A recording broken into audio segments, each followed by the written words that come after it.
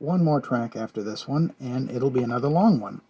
We're back in August of 1990. Bill and Sedelia are driving north from Pine Island to Georgia, taking Debbie back to Douglasville. Sid has a portable tape recorder, and the result is a chaotic, wide-ranging, spontaneous audio letter. Listen for a detailed explanation of reflexology, and of course Dad will play his conventional role of skeptic, realist, and good-natured humorist. Thanks for listening. It's Saturday about 5:45 p.m. and Debbie, your dad, and I are headed off of Pine Island towards Georgia. We're thinking about you and hoping that you're feeling better, and we thought we would share a few of our thoughts with you. Picture this. Are you recording? Yes. We're telling them about We're coming in Across from, the tracks. No, we're coming across the tracks, but I was coming in last night. From, where were we coming from? The Golden Corral. And we had to get out and open the garage door up and bring the car in. So as we're opening the garage door up, I see this huge spider crawling across the driveway. And I grab the broom, and Sid is in the middle of the driveway freaking out. She has the door about halfway open. I reach out with the broom and I knock this spider, and about 1,000 ants fall off of him.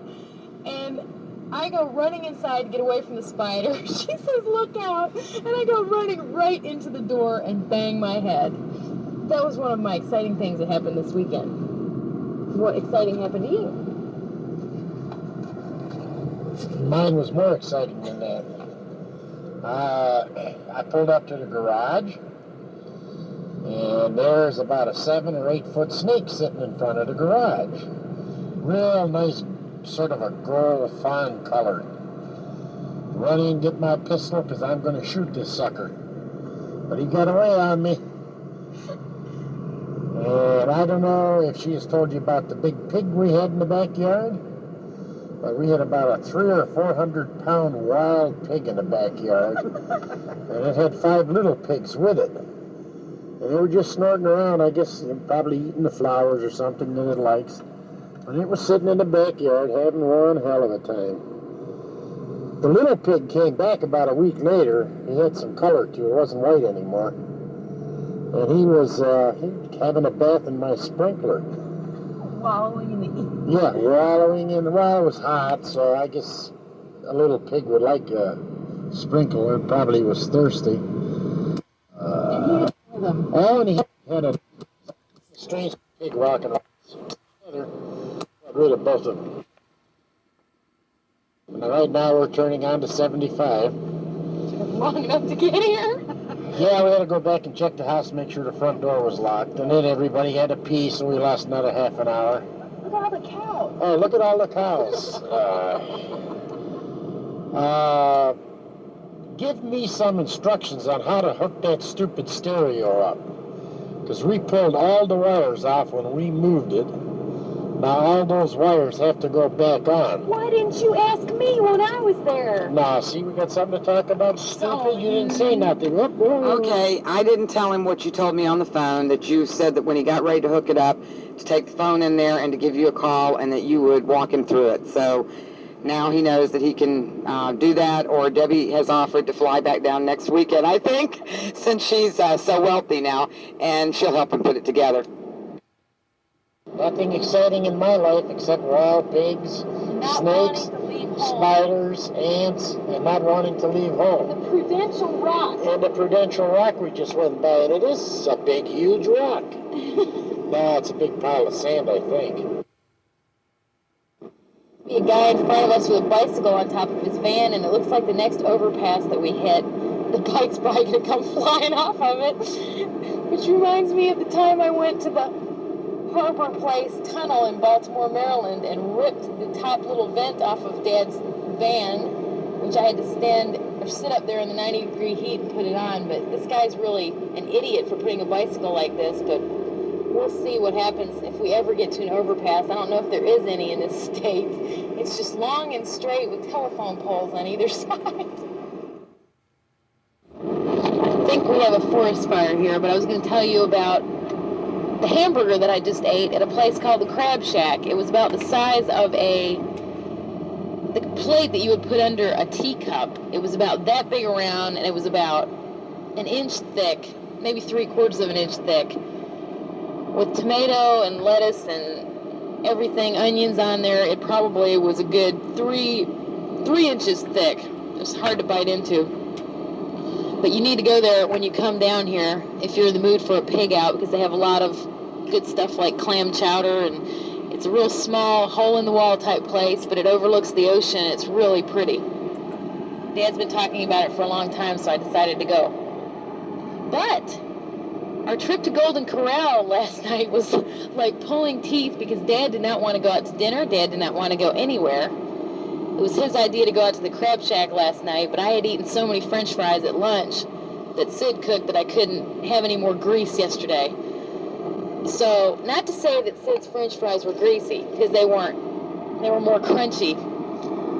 But Dad complained and complained and complained, and he knew he complained, and he just said he just didn't feel right, he didn't want to go out, and he just wanted to stay home. So I told him, next time I come here, I'll be prepared to wear an outfit like a monk and stay in all weekend and not go anywhere, because I guess I'm doomed to the house when I come to Pine Island. They didn't even let me see the ocean until I left. That article that you sent, or the part of the book that you sent Sid, I'm about halfway through it, and I brought the rest with me. It's really interesting. I think I'm going to buy a book of dreams, because I need to tell you about a dream that I had about you and I. It was right when I got back from New York. We were in the house alone, in our old house, and we were the same age as we are now, and there was this hole that was across in the field, and it was just this big black hole, and you couldn't go near it, because anything that would go near it would be sucked into it. So every time we went to go anywhere, we would take a right-hand turn out of the driveway and have to go the long way. Well, one night we were looking out the window, and the moon was out, and it was a clear sky, and I heard this noise. It was like a tornado type noise or something. And you said, "What is that?" And I said, "Well, the moon's coming." And this second moon came out of nowhere and went across the first moon and was sucked into that hole. And I woke up, and I was in a cold sweat, because I couldn't figure out what went on. I had to think about it for a minute. I just knew that I was terrified, and it was eerie, and I didn't know what I had even dreamed until I had, sat there for a minute. But I was spooked for about an hour or two after that, and I couldn't go back to sleep. But having strange dreams like that, I wonder, what it has to do with, if it has to do with my childhood, or going back there after 2.5 years, or what. So I might buy one of those dream books that tells you what certain things mean, applying them to everyday life. The latest trash bag situation we're exploring now is the premise that the feet are connected to all parts of the damn body. So if you have a toothache, you rub a certain spot on your foot and it'll go away. If you have a headache, you rub another spot on your foot and it'll go away. I tried it. It worked last night. I found out that my foot is attached to my tongue. I can make my tongue flip in and out of my mouth like a snake by tickling a certain part of the foot. I'll tell you, these psychologists, they're coming up with all kind of weird ideas to sell their tapes and books, and they're doing a hell of a job. He's referring to the book I checked out of the library called Reflexology or something like that. I saw this girl, what's her name, Debbie, the one that wrote that? Somebody Norman? Nora Norman on TV the other day, and I just thought it was kind of interesting. I've heard this theory before, that there's certain parts of the toes and the feet that you can massage, that supposedly the nerves are connected to other organs in the body. And they're finding now that if you have a hereditary type potential problem, that by massaging the feet that they can control it or lessen it from becoming a problem. So I just, thought this was kind of interesting, and of course it's just something else for your dad to gripe about, and right away he assumes it has something to do with psychology when really it doesn't. And we all know how he feels about psychoanalysis. No, it's not so much psychology. This is just a dominant wave pattern over somebody that doesn't have any damn brain waves. You can give people sugar pills and tell them it's going to cure hangnails, and occasionally it does cure the odd hangnail. In all these tests, the placebo sometimes works as good as the aspirin. And as long as situations occur like that, I'll rub my feet forever. Had I known this when I had my gallbladder out, I would have rubbed my little toe. I probably could have saved my gallbladder. And if I would have known what spot to rub on the other part of my foot, I wouldn't have had to have any cataract operations. There was another book that she read just before this. It was about love. Love.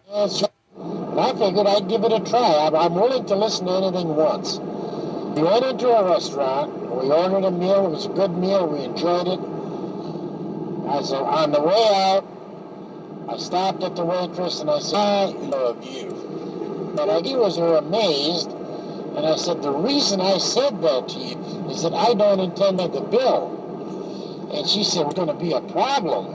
I said, there's no problem if I love you. That should solve the problem. Well, it didn't work. I didn't get a free lunch. In fact, I even tried it again.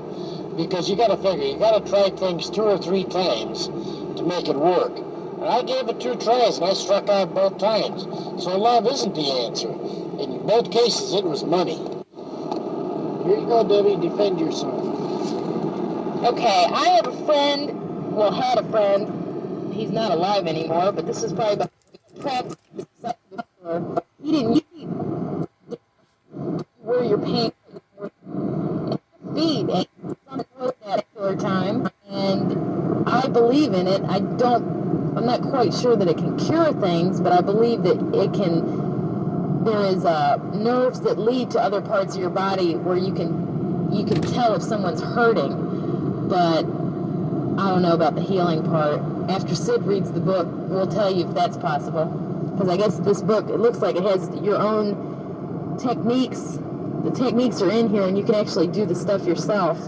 So I'll have to look up crankiness and see how to get Dad's feet to see what part of his foot, like maybe biting off his big toe or something. I'll tell Sid to do and see if he'll take care of his crankiness.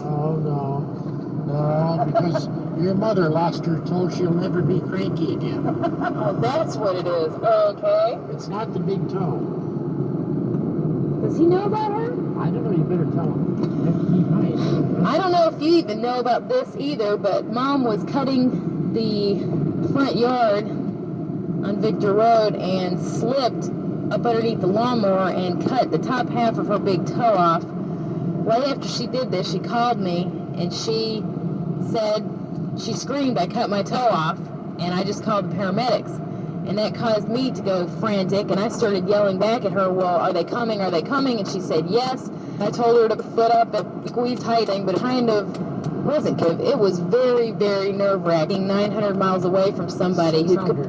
900 miles. Someone could possibly, and I don't know if something else takes over when you're in that much pain. She was in shock or whatever. She could paramedics when they got it on the phone, but it was pretty nerve-wracking. It's probably taken her a year to get over it because the damage. There's always the tingling and the pain, and the backs of her legs turn blue because the circulation. There's just problems with it. So we'll see what happens. But that was pretty devastating. I hope you enjoyed it, Tate. It's a bunch of bunk. It's nothing planned, nothing programmed. They occur, and like I say, maybe it'll be good for posterity. You might enjoy it. You might get a laugh out of it. Some of the things we talk about are kind of funny, and I guess they're more stupid. So there's nothing really serious on this tape. While we're driving to know about it, but let's hope that doesn't happen and gas prices go down. And stupid kids in the back of pickup trucks making faces at you when you're driving down the highway. I hate that. Now a few pages into our Flexology book, and we will have a synopsis by Sedelia Grigorski. This tape's getting ridiculous. But anyway, I just read the part that said what reflexology is not. And basically they said that A reflexologist is not a physician. They do not diagnose and they do not heal people. They maintain, of course, just like holistic writing, that the body is capable of healing itself.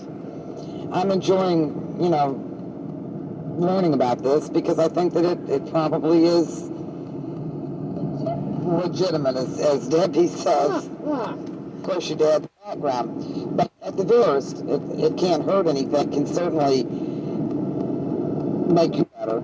I know when taking water class, they were talking about rotating in the part of your, and you're relaxing, that ankles are neglected, the feet are neglected most often than any other part of the body. That when we do take time to exercise, we forget that the entire body weight and all is centered in on the feet and the ankles, and we forget all about trying to take care of them. Starting off by saying you should greet both sides.